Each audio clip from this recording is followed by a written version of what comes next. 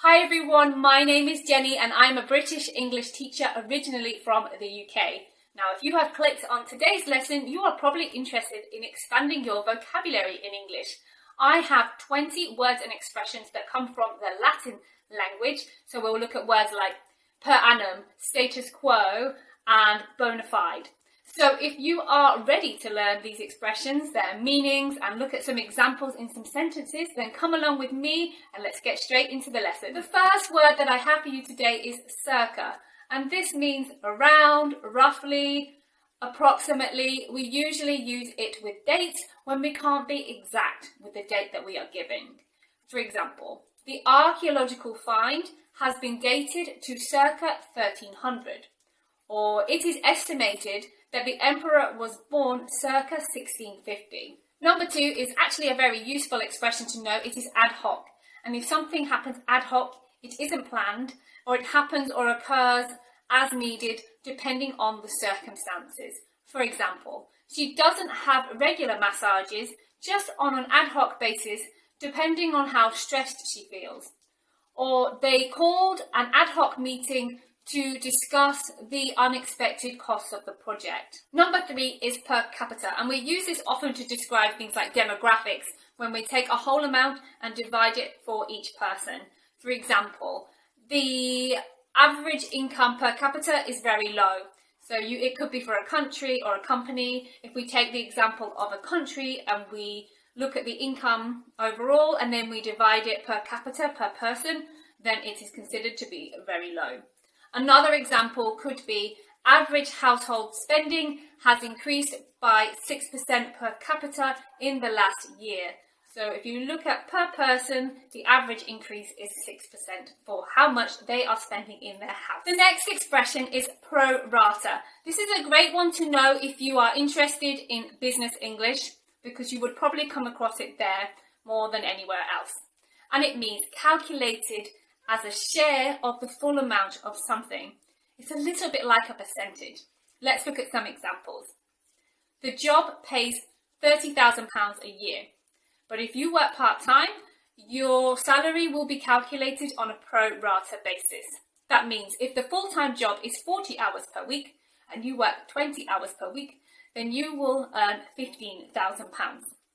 Another example could be if you join the company in the middle of the year, then your annual leave will be calculated on a pro rata basis. Annual leave is the term that we use to describe your holiday days. So if you join in June or July in the middle of the year, then you will have half the number of holiday days than you would have had if you had joined in January, for example. The fifth word that I have for you is versus, which can be abbreviated to VS or V, and it means against. We use this when two people or two teams are competing against each other, or when we want to compare one thing with another thing, and we'll look at both uses in the examples. It will be United versus City in tomorrow's match. Or we were talking about the benefits of owning a home versus renting one. Number 6 is per se, and per se means by itself or on its own, intrinsically or in essence. I'll give you some examples to hopefully make this one a bit clearer. So for example, the problem isn't the poor sales results per se, it's the underlying issue of the toxic environment in the sales team. Or the stress of taking an exam is often more psychologically damaging than the actual exam per se. The next one is de facto, and this means existing in fact, although it might not be legal or official. For example, she hasn't been promoted yet, but everyone has accepted her as the de facto manager. Or many people consider long-term partners to be de facto married, although the law doesn't always grant them the same rights as legally married couples. Number 8 is the status quo, and the status quo is the same or the current situation. For example, when the new boss arrived, many people did not like all the changes because they wanted to maintain the status quo. Another example could be, let's not change our plans, we'll stick to the status quo. This is another good business expression. It is per annum and it is used in business to talk about each year. For example, company profits are £1 million per annum, or the salary of this job is £60,000 per annum. The next one is AD. You might have seen this one before, particularly if you are interested in history. It is an acronym for Anno Domini, which translated into English would be in the year of the Lord. It is used for dates after the birth of Jesus Christ. And an example might be the Battle of Hastings took place in 1066 AD. Another example to contrast the two types of dates might be the emperor was born in 20 BC and died in 40 AD. So he was born in 20 BC, which is before Christ, and he died 60 years later in 40 AD after Christ. I don't know why one is in Latin and one is in English, but there you go. Number 11 is in situ, and this is in the original or in the correct place. For example, they decided not to excavate immediately and therefore left the archaeological find in situ temporarily. Or if we leave things in situ, we will have problems. Something has to change. I think you will have seen number 12 before. It is PS, which is an acronym for postscript. And we use this when we are writing an email or a letter after we have signed off, but when we want to add a little bit of extra information. So something like, love from Jenny, PS, I hope we can catch up soon. Or, best regards, John, PS, please can you send me the latest report when you have it. Number 13 is vice versa. This literally means the other way around, and we use this when we want to say the opposite of what we just said is also true. For example, you can't use a British plug in Spain, and vice versa.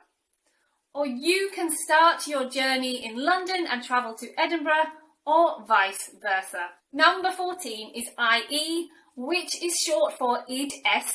Literally in English, this means that is, and we use this before we go on to give a more detailed explanation of something that we have just said. For example, the doctor advised her to limit her sugar intake, i.e. to avoid fizzy drinks and other foods high in sugar. Another example could be, we are hoping to fill the position with somebody who is already working in the company, i.e. we will not be accepting external applications. Number 15 can be pronounced in two ways. The British way is usually bona fide, and Americans typically say bona fide, but they mean the same thing, genuine, real, not fake. For example, before clicking on any attachments in an email, make sure that it's from someone you trust and that it is bona fide. Or, you don't need to worry, she is a bona fide lawyer. Number 16 is etc. We write it etc, but we don't pronounce it that way. So I know some people try and pronounce it etc. We do not say that, it's always etc. And it means and everything else. And we use it to avoid repeating a longer list of items. For example, the grammar book contains useful things to study, such as grammar, vocabulary, etc. There was lots of food at the buffet, including potatoes, chicken, salads, etc. Number 17 is really interesting. It is in vitro. This literally means in glass. And we use this to talk about things that take place outside of a normal living organism. For example, in a test tube or in a culture dish, which are often made of glass. And so basically you could see examples like more and more babies are being born by IVF every year. IVF stands for in vitro fertilization. Another example could be they decided to carry out the experiment in vitro so that it would be easier for them to record the results. Number 18 is verbatim, and this is to quote something using exactly the same words that were spoken or were written. For example, I'll just give you a quick summary of our chat because I don't think I need to tell you verbatim. Or make sure you record what was said verbatim in case it is needed as evidence. I know you know number 19, I'm sure you've seen this one before, e.g., but did you know that it stands for exempli gratia? I probably haven't said that correctly, but don't worry, you will never need to say it in its full form, e.g. is always sufficient. And it means, for example, We usually use e.g. in writing. It's much less common in speech. So, for example, please send us proof of your identity, e.g. a copy of your passport or driving license. Or some people have investments to support themselves in retirement, e.g. rental properties. The last Latin expression that I have for you today is alter ego, and this is another personality that somebody might have. You know, some people have two sides to their personality. Well, this is the other side. For example, as many actors are actually quite shy, they often rely on their alter ego to give their best performances. Another good example could be that Superman is Clark Kent's alter ego. Those are the 20 expressions that I have for you today that come from Latin. Can you think of any more? Obviously 20 isn't all of the Latin expressions that we use in English, but these are my favourites and also the ones that I think are interesting and useful for you. I really hope you've enjoyed this lesson, that you've learned something new and that you found it interesting. If that is true, leave me a like, leave me a comment, and please consider subscribing to my channel if you haven't done so already. Thank you again for watching, and we'll speak again soon. Bye.